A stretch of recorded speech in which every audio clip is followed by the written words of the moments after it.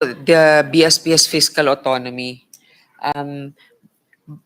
What we know, so all the payroll, all of the salaries come of the personnel of the AMLC come from the BSP. There are 224 of them. 224. So 224 po ang kanilang personnel. Apa. Okay, and then how many covered transactions in the millions are you receiving in a certain period of time?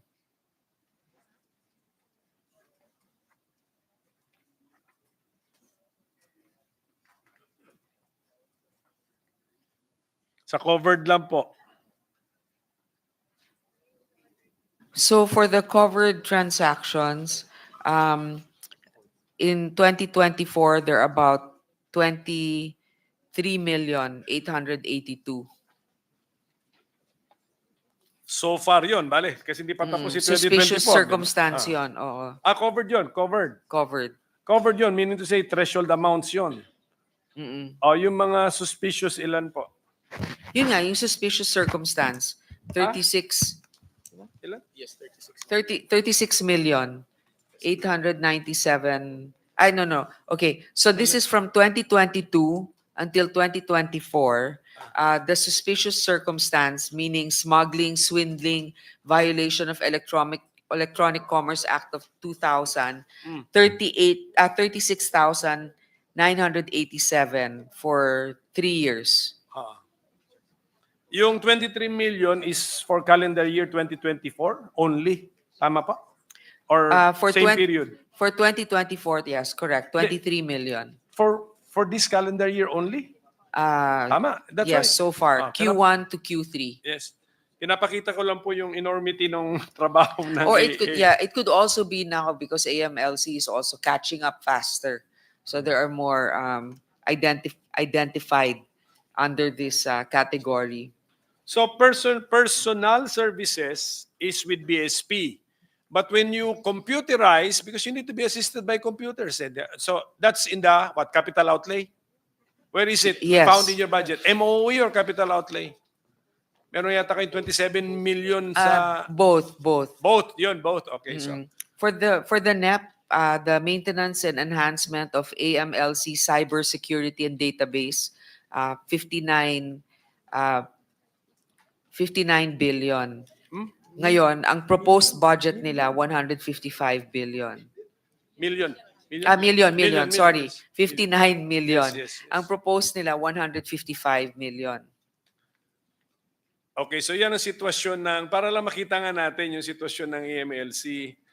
Sa threshold amounts pa lang, 23 million transactions yung dapat nyong... Ano ba dapat nyo gawin dyan? Dapat yung i-review o just tinatanggap nyo lang yung report? Yung pwedeng tinatanggap lang. There are too many of them, Mr. President. They are reviewed, apparently, but through prioritization. That's why they need, I think, assistance of computers in reviewing as well as, baka dito nga pasok yung AI baka dito more than... Well, that's one of the, possibly the benefits of having AI is also to sort through all the voluminous number of reports. On the other hand, they supposedly have a program already that categorizes based on what the priorities are. Have you been filing cases, AMLC? How many have been filed?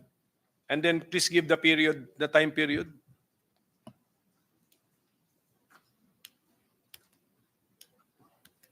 So far, the cases filed for 2024 alone are 183 cases. But from 2017 until 2024, Q1 to Q3, about 744 cases have been filed. And okay, of course these are violations parang money laundering cases bali ito, no? So okay. Mga freeze orders, civil forfeiture cases, administrative cases and formal charges. Merong any case connected with the Bamban Pogo Complex?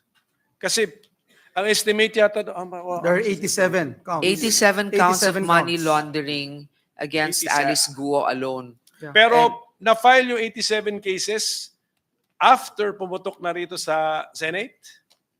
Yes, Yun, yes, Thanks to Mr. the Senate. President. yun na nga. So, I need an explanation. Bakit hindi nyo na-detect before dinetect pa ng opisina ni Senator Risa Ontiveros?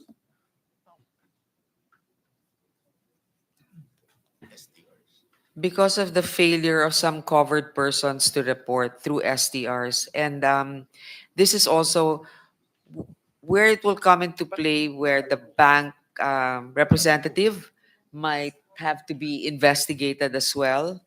But of course, we can't rely solely on what's being reported. That's Yes. why, Mr. President, I think if we have an objective system, such as the computerization of the categories, then it will also prompt members of the AMLC to look into it ahead of time, be more proactive. But again, there might be some connivance between their banks, the local representatives of the banks, and also those covered individuals. And if I may, Minority Leader, distinguished colleague, Senator Grace, I totally agree that we have to be more proactive. And if you look at the complexity of what happened in the case of Alice Go and her cohorts, they intended to create layers and layers of corporations to make it appear that they were somehow engaged in profitable and legitimate businesses. But in fact, they are not. But again, let me share the sentiments of our distinguished chairperson that we have to be more proactive, dear colleagues. Ito pong mga 744 na kinasuhan natin at saka over a 7-year period, saka 183 ngayong taon, may mga maliliit na tao rito na kinasuhan kayo? Meron, iba-iba na po yan. Oo nga, pero doon ako madidisappoint kung mayroon mga naunahan pa ng mga malilit na tao na kasuhan kaysa doon sa mga nagpasok ng billion-billion to construct that Pogo complex, Mr. President. Well, at any rate, Totoo po yun, that's pero- just a comment. Mr. President, I share your sentiment. Siyempre, di ba? Yun nga sinasabi nila yung mga nagnakaw ng cellphone, bagamat mali yun, sila yung nakapiit ng matagal dahil walang proper representation or walang pambayad ng bail. Kaya yung court system natin, inaayos nga yung bail system. But of course, with the AI project, the massive volume of CTRs and STRs alongside their increasing trend, the aim of the AI project is to enhance AMLC's capability in detecting and preventing money laundering services. It can assist in the discovery of unusual financial transactions and possible illicit financial activities. These are all generalizations that they submitted to me, but Sige. that's the hope of having the AI. Sige, at least na yung 200 million plus pala pang MOOE plus CO. So, yung ano pala yung sa staff, sa personnel nasa Central Bank. So, well, I think hindi naman nata nagrereklamong AMLC sa level ng ating committee report. So we wish them all the best, do a better job. Basta do a better job kasi dapat kung kaya nga tinanong kung may nakasuhang maliit na tao, tapos yung mga malalaki na discover na lang dahil pumutok ng issue, medyo it doesn't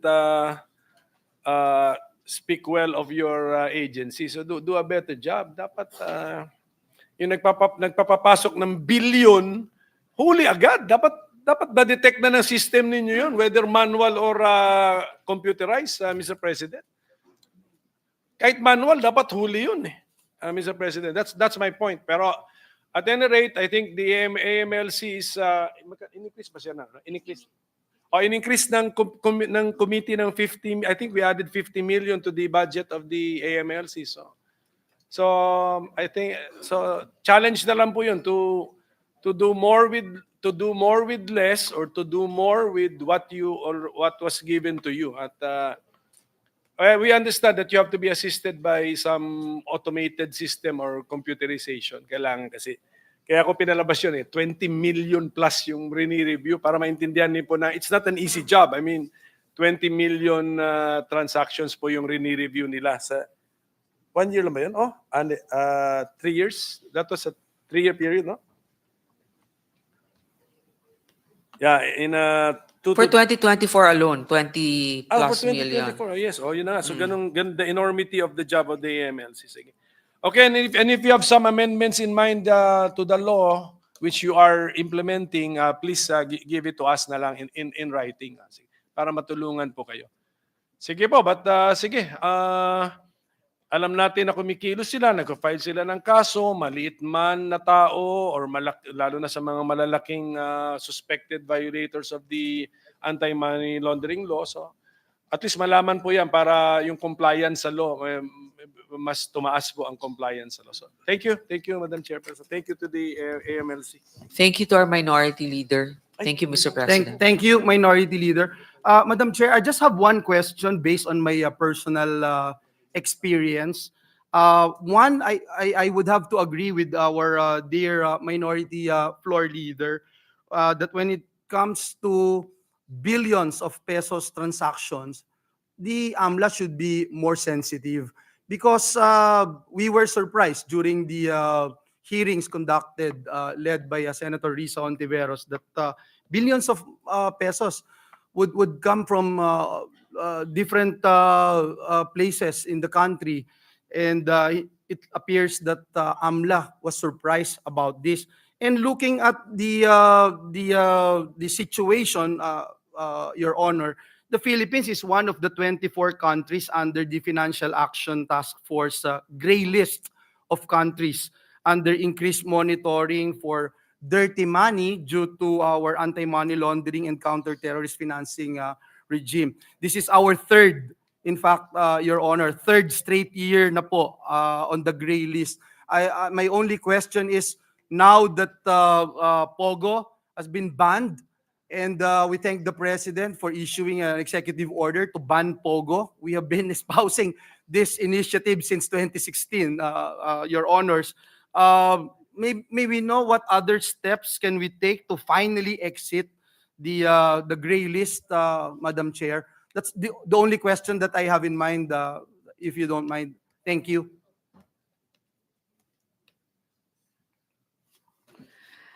As of October, good news daw ito. As of October 2024, FATF plenary, the Philippines has accomplished all 18 action plan items. The FATF made the initial determination that the Philippines has substantially completed its action plan and warrants an on-site assessment to verify that the implementation of the AML-CFT reforms has begun and is being sustained, and that the necessary political commitment remains in place to sustain implementation in the future. So far yung initial submission sa kanila, nakita nila na compliant na tayo. So they just want to see the proper implementation on the ground. Remember when we did the AMLC amendment, Mr. President? Yes. I was actually the sponsor of that bill and also the author. We did include a lot of the requirements that were asked of us. For example, to include real estate among one of them, and also the threshold, and also to strengthen the anti-terrorist counter checks. So we've accomplished that. And so from that time until now, what they are already working on is the implementation. So with these 18 action plan items, and of course, you would agree with me, Madam Chair, that the banning of POGO would help us exit in this gray list. We are expecting that we will be out of the list by next year. Yes, it shows also the determination of this administration to make sure that businesses that contribute to crime, to contribute to money laundering, are also addressed, eliminated, like the POGOs. But then, of course, it's up to the AMLAC also to be able to file the proper cases and for our courts to resolve it. Thank you, Madam Chair, and we congratulate your efforts also in ensuring that we'll be out of the gray list, because I remember you have been a staunch supporter in addressing this particular problem. Thank you, Madam Chair. Majority Leader?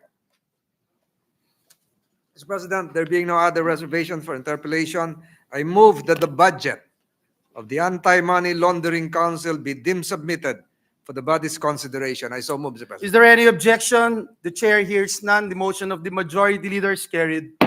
Congratulations to the Anti-Money Laundering Council. Mr. President, can I ask for a minute suspension? Session suspended for a minute. Minority Leader.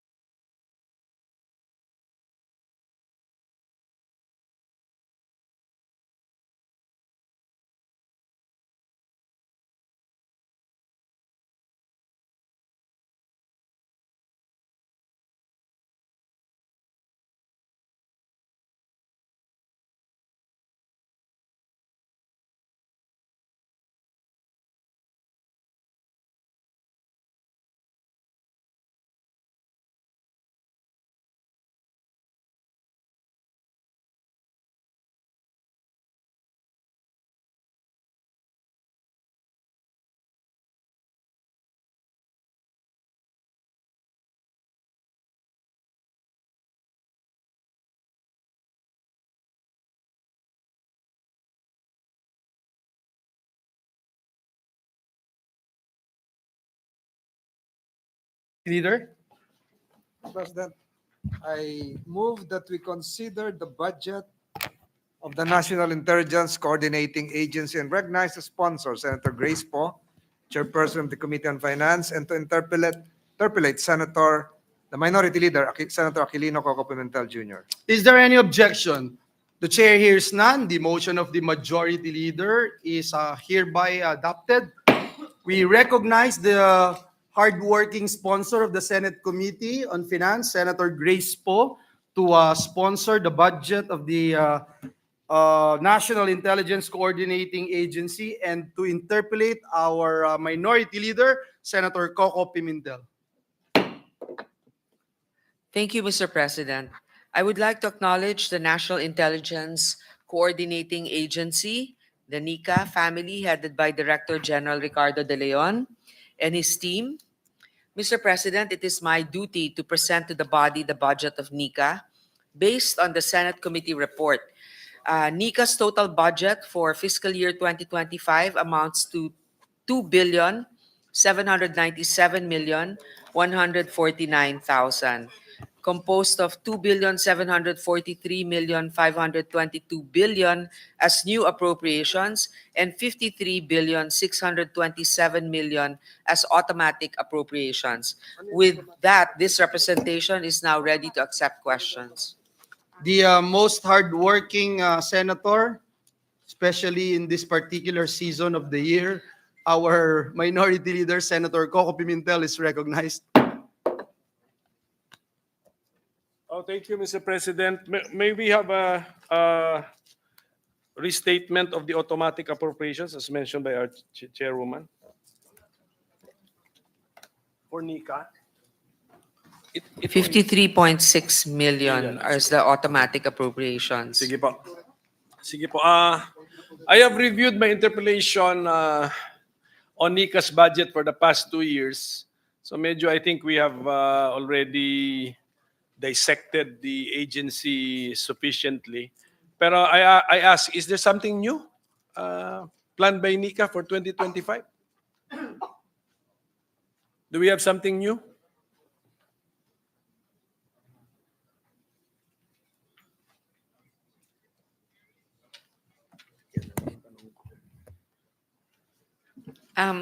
Together with other agencies that have to harness technology, there is the cybersecurity and countering weapons of mass destruction program. There's also the ICT projects, the Security Operations Center, the Data Security Project, Cyber Intelligence Fusion Project, Identity and Access Management Project, etc. So basically, a lot of ICT improvements also. Yes, but basically to do the same job, to have the same goals, the same objectives as previous years. Of course, it's really the coordinating count. What NICA's mandate, Mr. President, is basically the security of our country.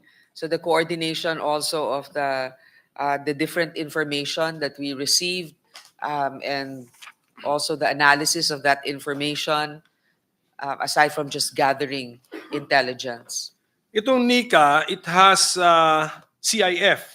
Tama po ba yun? And legitimately, di ba? It's legitimately entitled to CF, which confidential funds, and also legitimately entitled to intelligence funds. And I've noticed the levels. Wag na natin i-mention yung amount. I think the levels were retained and are at a reasonable level. So wala na po akong question dyan. But Yes. yung entirety ba ng IF, Intelligence Fund, of the budget, si NICA ba ang nag-set noon mga yun? Doon sa mga agencies na legitimately, we believe are legitimately entitled to intelligence funds? Did NICA set the level? It depends on the different agencies requesting for those IFs or CFs, Mr. President.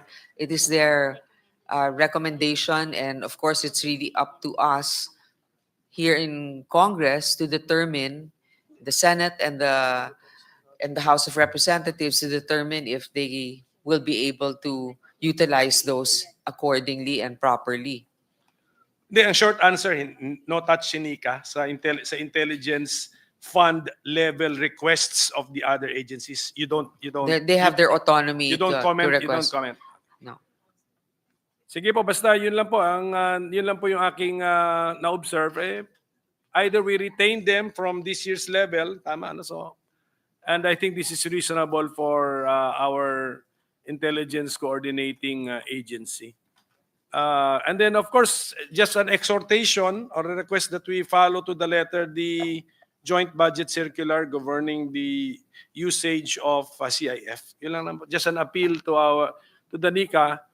Although wala naman ako na-encounter na any issue. We looked at the COA report. Wala naman po kaming nakita about the CIF. So, okay, so if there are other questions siguro on some sensitive matters, we will just do it in some confidential or executive sessions, Mr. President. So with that, Mr. President, actually, we really have no further questions on the budget of the NICA. So we wish them all the best. And then sabi nyo, same plan, same objectives. Just do it better with lessons learned. Siguro, I'm sure we are learning lessons over the years. So we will be more efficient as an agency. So good luck to NICA. Thank you, Madam Chairperson. Thank you. Thank you for the consideration of our minority leader for very sensitive topics of the NICA. We appreciate the support. Thank you, Senator Grace. Thank you, our Minority Leader. Majority Leader? Mr. President, this representation likewise would submit its full support to the budget of NICA, an agency faced with various challenges on all fronts, Mr. President. So, Mr. President, there being no other reservation for interpellation, I move that the budget of the National Intelligence Coordinating Agency be deemed submitted for the Senate's consideration. I so move, Mr. President. Is there any objection? The chair hears none. The motion of the Majority Leader is approved. Mr. President, I Thank move you for a and minute congratulations. suspension to enable the members of this chamber to have a photo session with NICA. Session is suspended for a minute.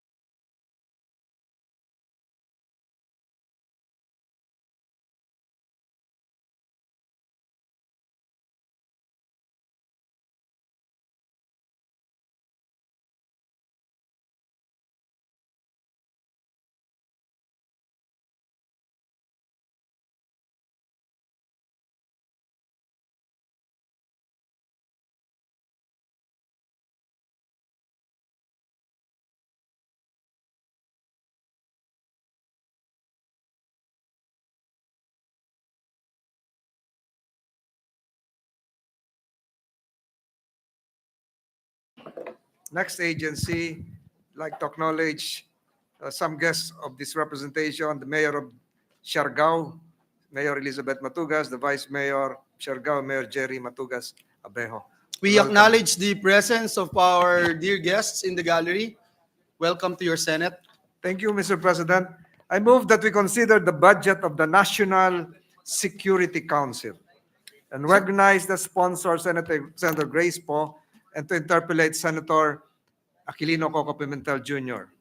Is there any objection? The chair hears none. The motion of the majority leader is carried. We now recognize our distinguished, hardworking chairperson of the Senate Committee on Finance, Senator Grace Poe, to sponsor the budget of the National Security Council. And we can see Secretary Anyo. We welcome him, his presence in this August chamber. And we also recognize our minority leader to ask questions. Thank you, Mr. President, once again for your very generous introduction, coming from another hardworking colleague here in the Senate.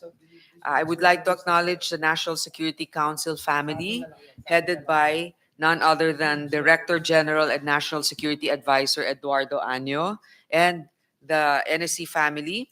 Mr. President, it is my duty to present the body the budget of the NSC. Based on the Senate Committee report, the NSC's total agency budget amounts to 996 million 955,000, composed of 987,141 million as new appropriations and 9,814 as automatic appropriations. With this, I am now ready to take questions. Thank you, Mr. President, with the permission of our chairwoman. So I also reviewed my notes on my interpellation on the NSC budget over the years. So I will pose the same question. Is there something new that we need to know, Mr. President, from the NSC? Maybe a new task, a new responsibility, Mr. President? It's the same mandate, Mr. President, but there's now some capital outlay. I won't anymore mention where, for the construction of something. Okay. If I may interject, with the Yes, permission of Majority Leader. Senator Pimentel. Perhaps the question now of Senator Pimentel, and I think it's just trying to gain some momentum, is relative to the recently passed Republic Act 12064 and 12065. And perhaps the question now would mean, is there a new desk to be established within the NSC that would specifically focus on or be named as a maritime desk?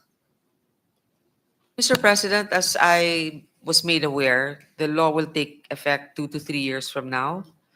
So they're in the process of evaluating what needs to be done in terms of the organizational structure to implement this law. If I may just add, Mr. President, the law will be effective 15 days upon publication. Yes. But there are items within the law that would be beyond the control of the executive branch. For instance, the approval of the International Maritime Organization, the approval of the International Civil Aeronautics Administration, but it doesn't prevent our government, specifically the Philippine Coast Guard and the NSC for that matter, to really prepare for the full implementation, even without the imprimatur to be given by the other international organizations relative to Republic Act 12065. But 12064 is a law that would really be effective immediately, Mr. President. So and this has to be. And again, my question is there a new desk, or would the NSC be refocusing on the contents of the twin laws just passed and signed? Mr. President, there's a 360 archipelagic security governance. The preliminaries, the policy research on the 360 archipelagic security governance program to enhance national security by implementing advanced air, sea domain awareness and response capabilities. Um, this is ensuring the monitoring of our territories and real-time surveillance of maritime and aerial threats to protect the Philippines' economic and environmental interests.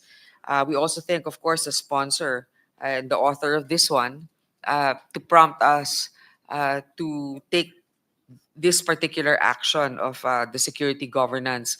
The Policy Forum conducted the 360 degrees archipelagic security governance, a two-day policy forum last September 26 and to October 1 with the aim of integrating development, governance, and security linkages from the government and non-government sector. Raised issues during discussions were further translated during the workshop and further translated into national strategic issues and suggested directions. So the different stakeholders, both civilian and government stakeholders, were part of these consultations. These are also supported by literature review of archipelagic nations' best practices of other territories, I suppose. Adoption of Balangay mindset, an ancient seafaring vessels used by early Filipino communities to navigate and govern their islands. This mindset can serve as a framework for the nation's approach to security, development, and governance in our archipelagic context. And then that ongoing right shop, finalization of the strategy map and framework, and sectoral consultations. Mr. President, thank you, Mr. President. I'm sure that the agency would likewise consider coordinating with various agencies as well, specifically those with acumen in laymanizing and information dissemination campaign as to how the twin laws recently approved would help not just in increasing maritime domain awareness, but providing the average Filipino the mindset as to how the twin laws would benefit the country. Thank you, Mr. President. Thank you. Thank you, Majority Leader. The Minority Leader, Yes, thank please you. proceed. Thank you for the intervention of our majority leader, which led to the mentioning of the Balangay mindset. May we understand this more, Mr. President? Ano so what is that? Balangay is parang bangka, no? Bangka. Oh. So kung tawag natin 'yun is Balangay mindset. What is it? It's based on the community involvement, Mr. President. Okay. Basta I think we can discuss this separately. It's I think we've already also utilized this in the past. Basically, civilians are also involved. Sige, yung 360 degrees kasi na, ano ba yung term yun? 360 degrees archipelagic security governance, narinig ko na yun sa past. So, but this one, first time ko narinig po. So just siguro if you can just be given na lang in writing what is this. Parang But I think the minority leader is a good idea. But anyway, let's okay. talk about that. Sige po. And then, for example, meron din sa notes ko that the National Security Council has a role in the Foreign Investments Act. Siguro ganun yung tanong, ano yung the two recent laws signed by the President, the Maritime Zones Law and Archipelagic Sea Lanes Law. Yun, ano yung mga how will that affect, what's the involvement of the NEC and how will that affect your budget? Ganun siguro kasi budget season tayo ngayon eh. So for example, sige, ano yung sa Foreign Investments Act? Ano po ang how does that involve the NEC and did that affect your budget? Mr. President, having mentioned the Foreign Investments Act, they have an office now Yun. that they have budgeted Yeah. to vet also certain investments being made here in the country. Remember, well, I can speak more with authority when it comes to the Public Service Act. There are what you call critical infrastructure that has to have the approval of the NSC uh, or the president in particular. So, of course, the president is part of the NSC. He's the head of the National Security Council. So, especially when it comes to any state-owned corporation, this is actually not allowed in the criteria for the Public Service Act, and I suppose also for the foreign investments. So there's a creation of the Foreign Investments Office, and there are many positions Yeah. for that office. They Yeah. also created a manual on foreign investments, which can be submitted to you, Mr. Yes, President, yun for na- your yun- perusal. Yun na nga yung example that there's this law, yun ang this creation of an office in the NSC. Yun ang tanong siguro ni Majority Leader. There will be 2 new laws. Desk lang nga yung nabanggit niya, but these 2 new laws may lead to creation of offices, which will affect now the budget. And I looked at your budget levels. You are a prioritized government agency under this administration. Nakita ko yung sa 3 years na so. And then our committee, added 100 million. So you are really a priority government body, okay, by the administration and by the Senate itself. Now, talking about your budget, do you have intelligence fund? Only a CIF because the composition is civilian. Yes, And, yeah, with C, the president you have also. actually you have CF, you have confidential. Yes. Sige, tama. Ang mother category niya is CIF, but it's basically confidential funds. And I looked at the level, we're just maintaining the old level. So hindi ko na po pupunahin yan. Siyempre, wala rin naman ako nakita sa COA report. So just continue adherence to the joint budget circular. Do we already have an approved national security policy? Correct. Yes, we do. Do we already have a national security strategy? For approval of the president. So hindi ko na matatanong next year yan kasi tinanong ko yan last year, wala pa. So ngayon nasagot, wala pa rin. For approval na. But what's the difference? Last year, ni draft, wala pa. They just finished the draft this Kaya year. nga. So yun na yung difference natin. So we are now in a better situation in the sense na may draft na for approval na. Nung tinanong ko yan last year, ni draft, hindi pa tapos. So, okay, so... Para kasing teleserye to, bitin eh. Mag-iintay ka muna ng next season. So, So wala ng franchise.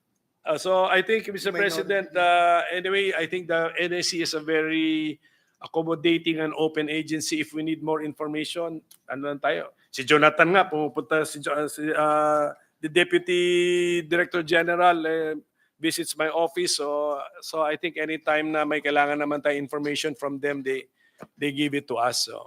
So with that, Mr. President, I have no more further questions. Thank you, Madam Chairwoman. Congratulations to the NEC. Thank you, Mr. President. Thank you, Senator Coco. Majority Leader? So, President, there being no other interpellator, I move that the budget of the National Security Council be deemed submitted for the Senate's consideration. Is there I any- so move, Mr. President. Is there any objection? The chair hears none. The motion of the Majority Leader is approved. Mr. President, I move for a minute suspension to enable some of our Session is colleagues- suspended for a minute.